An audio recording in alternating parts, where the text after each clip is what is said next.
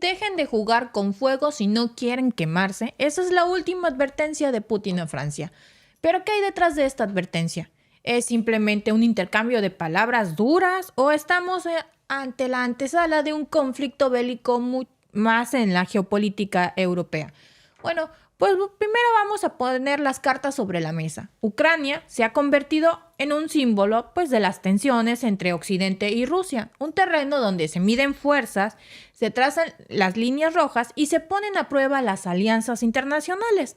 La idea de enviar tropas francesas de cualquier parte del mundo a Ucrania no es solo una cuestión de logística militar, es un acto cargado de significado político, un gesto que podría ser interpretado como una escalada directa en este conflicto.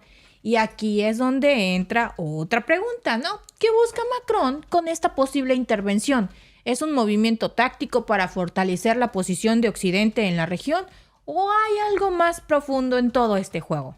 Plantear la presencia de tropas en territorio ucraniano no es una decisión que se tome a la ligera. Estamos hablando de una zona donde las tensiones políticas y militares son palpables como la bruma, ahora sí como la neblina. No es solo el acto físico de desplegar soldados, se trata de un gesto estratégico, una proclamación de intenciones que sin duda pues va a resonar en las esferas del poder a nivel global. ¿Y qué mensaje envía exactamente este despliegue? Bueno, es una señal de compromisos, de estar dispuesto a involucrarse activamente en una región que ha sido el epicentro de un tira y afloja geopolítico entre grandes potencias. Pero no nos engañemos, este movimiento va mucho más allá de la solidaridad o el apoyo. Es un acto cargado de significado estratégico, una pieza que de ser movida en el tablero de ajedrez internacional va a desencadenar muchas cosas. Envolver tropas en una situación como la de Ucrania es como abrir una caja de Pandora de consecuencias políticas mayores. No solo cambia la dinámica en el terreno, sino que también va a afectar las relaciones internacionales, las alianzas y las estrategias de defensa que va a haber. Además, hay que considerar la reacción de Rusia. Polichot lo deja muy claro. Jugar con fuego es peligroso, especialmente cuando el otro jugador es un rival tan formidable como Rusia. Sí, porque no estamos hablando de cualquier jugador. Estamos hablando precisamente de otra potencia. Sí, y con armas nucleares, que no nada más es que Francia las tiene, también Rusia, y eso lo vuelve aún más peligroso. Pero ¿cómo va a interpretar Moscú la llegada de los soldados extranjeros a Ucrania? ¿Como un acto de agresión? ¿Un desafío directo? ¿O algo más? Ahora, ¿por qué esto es tan alarmante para Rusia? La retórica de Macron no solo sugiere una escalada en la tensión, sino que también subraya la disposición a intensificar la presencia militar occidental cerca de las fronteras rusas, de las famosas líneas rojas. Esto, según Polichot, es un claro desafío a la seguridad nacional de Rusia. ¿Y qué hay de los intereses nacionales? Bueno, pues Polichot acusa a políticos occidentales, incluidos por supuesto Emmanuel Macron, de sacrificar los intereses nacionales por una agenda política y de ambiciones electorales. Cuando se habla de ambiciones electorales, Rusia se está refiriendo claramente a las elecciones en distintos puntos de Europa y eso incluye por supuesto a Francia, con Macron con un muy bajo nivel de aceptación entre su electorado. Para políticos como Macron, pues cada acción, cada declaración se examina bajo el microscopio del electorado. En un mundo ideal, los líderes pues tomarían decisiones basadas puramente en el bienestar de su país, que sería lo primordial, ¿no? Sin embargo, pues en la práctica, a menudo se enfrentan a la tentación de tomar decisiones que aunque parecen beneficiosas a corto plazo desde un punto de vista electoral, pues pueden comprometer la estabilidad y la integridad a largo plazo de su propio país. Polichot toca un punto sensible al hablar de la inmadurez política. La inmadurez en este contexto no solo se refiere a la falta de experiencia, sino a un entendimiento superficial de las dinámicas internacionales y una valoración errónea de los riesgos y de las repercusiones que hay.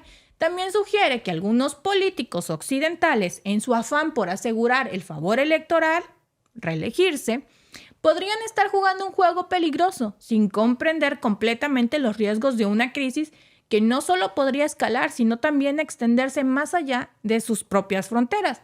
Pero ¿qué hay realmente en juego con estas ambiciones electorales? Bueno, estamos hablando de un complejo entrelazado de imagen pública, percepción de liderazgo fuerte y la necesidad de mostrar resultados tangibles. En el ámbito internacional, donde las demostraciones de fuerza y el apoyo a aliados pueden traducirse en capital político interno, los líderes pueden sentirse más tentados a tomar decisiones audaces, pero potencialmente muy imprudentes.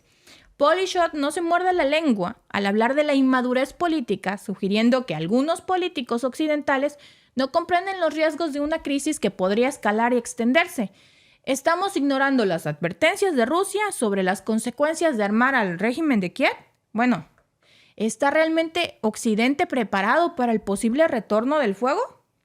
Macron, por su parte, ha hablado de una reunión en París con unos 20 países occidentales que han discutido la ayuda a Kiev y la posibilidad de enviar más tropas terrestres a Ucrania. Aunque no se alcanzó un consenso, la sola mención de esta posibilidad es suficiente para que se enciendan las alarmas. Y aquí es donde las cosas se complican más. Si bien no se ha confirmado una intervención militar, el simple hecho de considerarla marca un posible cambio en la política exterior francesa y, por supuesto, la occidental. ¿Estamos ante un cambio de paradigma en la manera en que Occidente aborda el conflicto ucraniano? Además, hay que preguntarnos, ¿qué ganaría Francia o cualquier otro país occidental interviniendo militarmente en Ucrania? ¿Está en juego algo más grande que la simple geopolítica? ¿Algo que tiene que ver con los principios democráticos y la defensa de la soberanía nacional? ¿O estamos en un juego de poder donde los movimientos estratégicos buscan otros fines? Este juego geopolítico no es solo sobre soldados y estrategias. Es también una cuestión de narrativas, de cómo se presenta y se percibe el conflicto en Ucrania. ¿Están los líderes occidentales como Macron realmente jugando con fuego o están tratando de mantener una llama de resistencia frente a lo que consideran agresiones injustificadas? En el fondo de todo esto, lo que Polyshot y por extensión el gobierno ruso parecen estar diciendo es que la escalada militar no es la solución y que las consecuencias de tal acción podrían ser desastrosas. Pero, ¿es esto una advertencia genuina para evitar un conflicto mayor o es una estrategia para mantener a Occidente a raya? En conclusión, las palabras que da Polyshot y las acciones contempladas por Macron y por sus aliados occidentales no son solo un capítulo más en esta larga historia de la política europea, son un reflejo de un mundo en el que las líneas entre la defensa de los principios nacionales y la agresión se vuelven cada vez más borrosas, donde cada movimiento en este tablero geopolítico debe medirse no solo por sus consecuencias inmediatas, sino también por las ondas que puede crear en el equilibrio de poder mundial. Sí, no es algo, Alba, que ya habíamos visto esta insistencia por mucho tiempo. Tanto va el cántaro al agua hasta que se revienta. La OTAN ya le ha dicho a Macron, oye, esa línea es tuya, a nosotros no nos metas en eso. Pero también parece como que lo mandan. Y claro, habíamos hablado de cómo esto tiene un trasfondo finalmente. ¿Por qué la insistencia de Macron de querer llevar a Francia a una guerra con Rusia? ¿Está diciendo la verdad o simplemente es un discurso de campaña? Pero cada vez vemos a más políticos en el mundo que con tal de salvaguardar su imagen y ganar una elección, no les importa explotar una guerra con otros países, claro, ofender a otros, violar soberanías, leyes diplomáticas, explotar guerras. Increíble, Alba, porque tú y yo hablábamos antes de iniciar este chat de cómo algunas personas dicen, siempre hablas mal de Estados Unidos, por ejemplo. A ver, nosotros vivimos en Canadá. No vamos a hablar mal de un país al que amamos. Pero caramba, muchos de nuestros administradores tienen hijos en el ejército estadounidense. Nosotros vivimos cerca de una base del ejército canadiense. Y lo que queremos saber es que el día que nuestras tropas se vayan a una guerra, sea por una guerra justa. Tenemos el derecho de saber por qué se está enviando a nuestros hijos a morir. Claro. Y que sea en defensa de nuestras patrias, no en defensa de la popularidad de un tipo que quiere reelegirse, Alba, claro, por Dios. O sea, no. Hay que saber siempre identificar los matices de cada conflicto. ¿Qué hay detrás de las ambiciones de cada político? Por supuesto, cada político, en cualquier parte del mundo, cada político tiene ambiciones. ganar popularidad, reelegirse en los países que se pueda reelegir o dejar a alguien afín al que va saliendo. Eso siempre van a ser sus intereses, como seguir conservando el poder, tal vez en su partido, en su... ¿Sí? Pues sí, en su doctrina política, ¿no?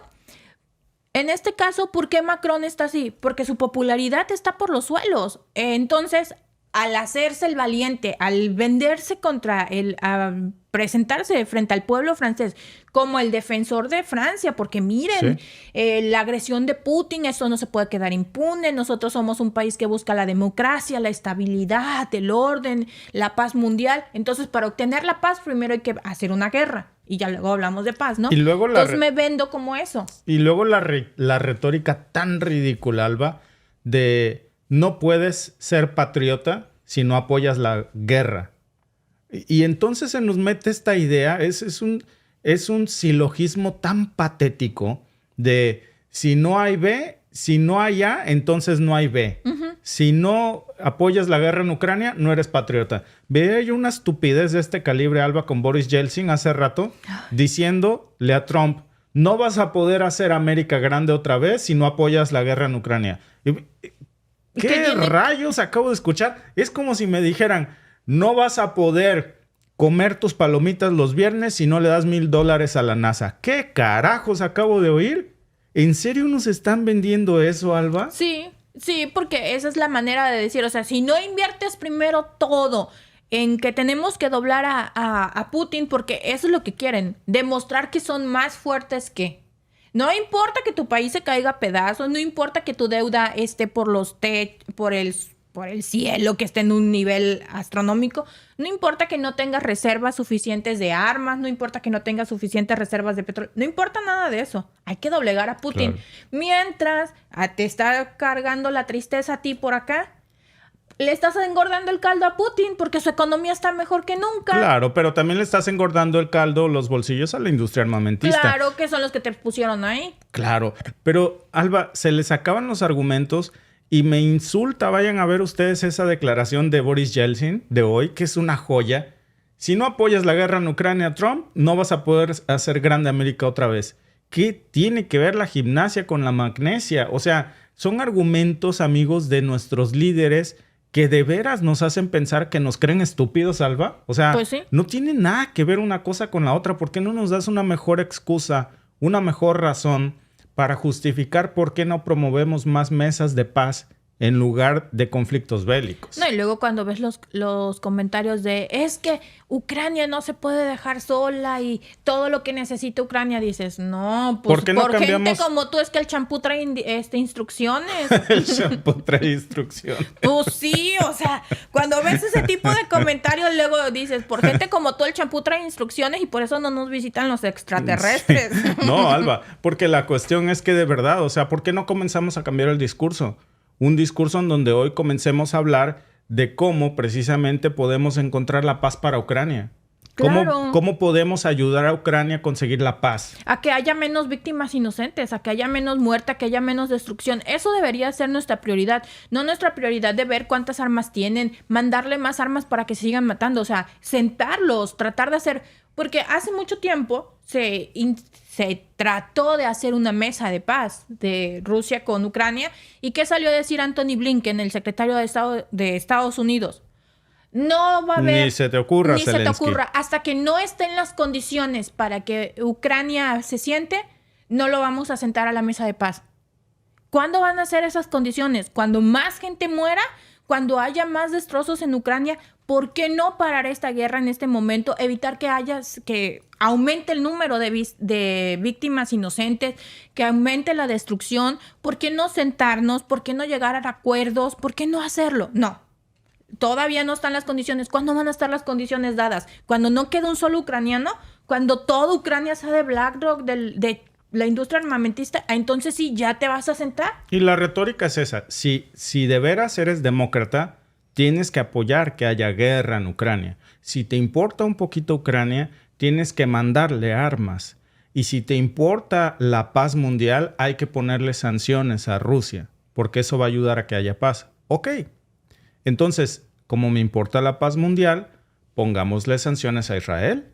Claro. como me importa la paz mundial, aboguemos por mesas de diálogo y paz en Ucrania. Porque no, lo que queremos es mandar armas para que gane más dinero la industria bélica. Lo demás les importa un cacahuate. Esa es la realidad, Sí. Alba.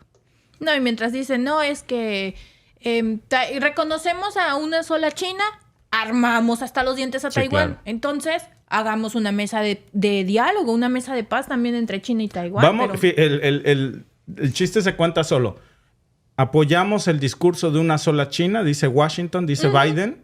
Apoyamos el discurso de una sola China, pero China tiene que lograr la unificación de Taiwán por vías pacíficas. Ajá, mira Taiwán, ahí te van un montón de armas por si a ese loco se le ocurre Sí. decir que lo Que- atacas y entonces ahí decimos que no es pacífico. Exacto. Trato, deal. Tú mientras síguele picando la cresta y yo te ayudo. Ahí yo te mando más armas, ¿no? ¿Y sabes Sí. entonces cuándo va a llegar esa unificación? Nunca. Jamás.